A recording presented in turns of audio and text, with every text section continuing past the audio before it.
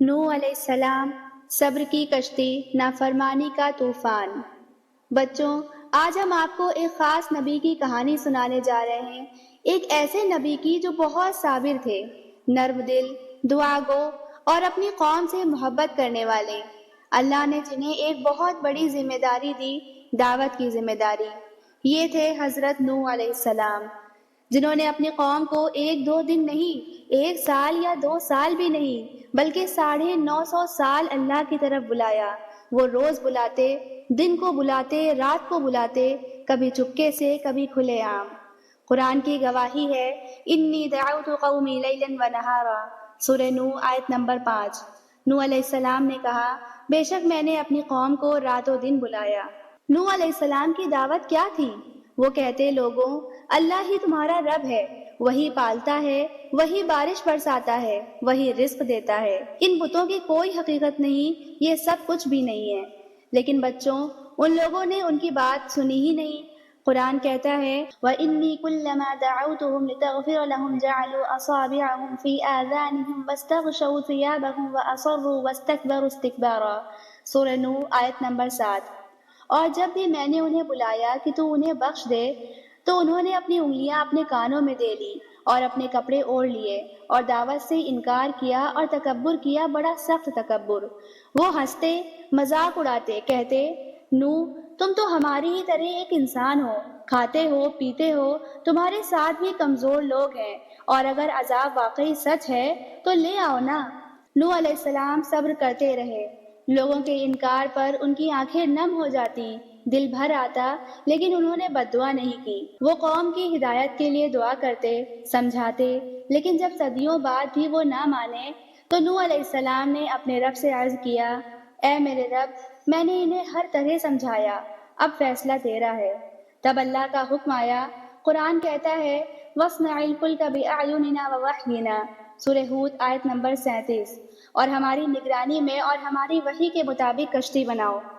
بچوں، نوح علیہ السلام نے کشتی بنانی شروع کی، جنگل میں، پہاڑوں کے بیچ، جہاں پانی کا نام و نشان نہ تھا۔ لوگ ہنسنے لگے، ارے نوح، اب تم بڑھئی بن گئے، پانی کہاں ہے، کشتی کہاں چلے گی، یہ بڈھا سٹیا گیا ہے۔ نوح علیہ السلام خاموشی سے اپنا کام کرتے رہے اور دل میں کہتے رہے، آج تم ہنس لو، کل ہم ہنسیں گے جب اللہ کا وعدہ پورا ہو جائے گا۔ پھر وہ لمحہ آیا۔ قرآن کہتا ہے، فَفَجَّرْنَا الْأَرْضَ عُيُونًا فَالْتَقَى الْمَاءُ عَلَىٰ أَمْرٍ قَدْ قُدِرَ، سورہ قمر آیت نمبر 12۔ تو ہم نے زمین سے چشمے پھاڑ دیے اور آسمان سے پانی برسایا، پھر دونوں پانی مل گئے ایک کام کے لیے جو مقرر ہو چکا تھا۔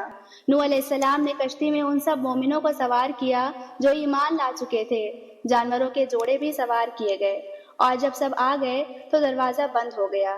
کشتی چل رہی تھی کہ اچانک نوح علیہ السلام کا دل کانپ اٹھا۔ انہوں نے دور اپنے بیٹے کو دیکھا، ہچکولے کھاتے کہا، اے بیٹے، آ جا، کشتی میں سوار ہو جا، کافر مت بن، نہ ان کا ساتھ کر۔ قرآن کہتا ہے، یا بنی ارکب معنا ولا تکن مع الکافرین، سورہ ہود آیت نمبر 42۔ اے میرے بیٹے، ہمارے ساتھ سوار ہو جا اور کافروں کے ساتھ نہ ہو۔ بیٹے نے کہا، میں پہاڑ پر چڑھ جاؤں گا، بچ جاؤں گا۔ نوح علیہ السلام نے پکارا، لا عاصم اليوم من امر اللہ الا من رحم، سورہ ہود آیت نمبر 43۔ آج اللہ کے حکم سے کوئی بچانے والا نہیں سوائے اس کے جس پر وہ رحم کرے۔ اور پھر ایک بہت بڑی لہر آئی اور بیٹا پانی میں ڈوب گیا۔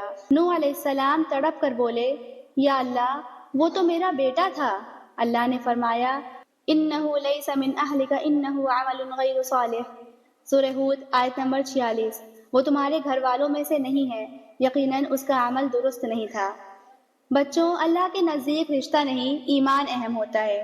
نبی کا بیٹا بھی اگر ایمان نہ لائے تو وہ بچ نہیں سکتا۔ کشتی چلتی رہی، ظالم غرق ہوئے اور زمین پاک۔ اب طوفان تھم گیا، کشتی ایک پہاڑ پر آ کر ٹھہر گئی۔ قرآن کہتا ہے، وَاسْتَوَتْ عَلَى الْجُودِ، سورہ ہود آیت نمبر 44۔ اور وہ کشتی جودی پہاڑ پر ٹھہر گئی۔ نوح علیہ السلام اترے، انہوں نے سجدہ کیا اور شکر ادا کیا۔ زمین صاف ہو چکی تھی، اب ایک نئی دنیا کی شروعات تھی، ایمان والوں کی دنیا۔ اس سے ہمیں پہلا سبق یہ ملتا ہے کہ اللہ ہی پالنہار ہے، اسی سے مدد مانگنی ہے۔ دوسرا، نبی کی بات مذاق نہیں، وہ اللہ کا پیغام لاتے ہیں۔ تیسرا، نبی جلد بددعا نہیں کرتے، بہت صبر کرتے ہیں۔ چوتھا، ایمان نہ ہو تو کوئی رشتہ کام نہیں آتا۔ پانچواں، غرور اور نافرمانی کا انجام تباہی ہے۔ چھٹا، کشتی ایمان میں جو سوار ہو جائے وہی بچتا ہے۔ بچوں، ایک سوال ہے، اگر آپ نوح علیہ السلام کے زمانے میں ہوتے تو کیا آپ کشتی میں سوار ہونا چاہتے؟ کیسے؟ بس ایک ہی حل تھا، نبی کی بات مان کر، اللہ پر ایمان لا کر۔ اگلی قسط ایک نبی، ایک بستی اور صبر کا امتحان کے عنوان سے حضرت ہود علیہ السلام اور قوم عاد کی کہانی۔ اسے بھی ضرور سنیں، ضرور سوچیں اور اس روشنی کو دوسروں تک پہنچائیں۔ تب تک کے لیے اللہ حافظ۔